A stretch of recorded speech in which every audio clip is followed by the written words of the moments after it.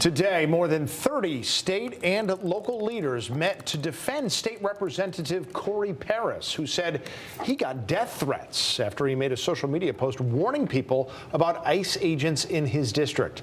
Celine Arif was at the press conference today and shares more of what lawmakers are saying.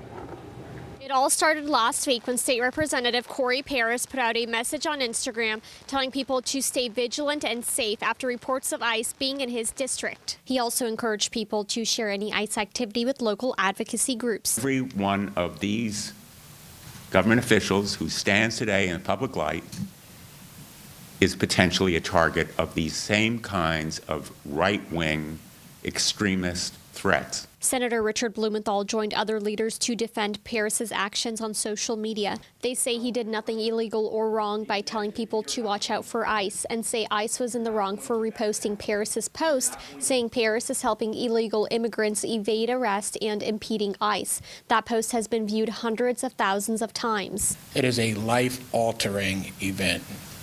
It makes you look at the work that you're doing in a way that you've never looked at it before. State Senator Gary Winfield says he's spoken to Paris since the death threats and says right now Paris is more worried about his family's safety than his own. It is exactly this kind of behavior and these kind of threats that drive noble people out of this profession, as many of us are trying to bring back the integrity that this profession deserves and that the people who elect us deserve. State Representative Eleni Cavros DeGrasse says while her Republican coworkers couldn't join her today, supporting Paris against the death threats is a nonpartisan issue. On behalf of the Senate Republican caucus, Senator Stephen Harding put out this message of support for Paris. We spoke with our Capitol Police, who are doing a great job of being conduits between state police and the Stanford PD to make sure that Corey is protected, him and his family. More than 30 leaders stood side by side, agreeing on one thing: hate and death threats have no place in Connecticut, no matter where you stand on the issue of ICE. Senator Richard Blumenthal says he plans to formally announce a congressional investigation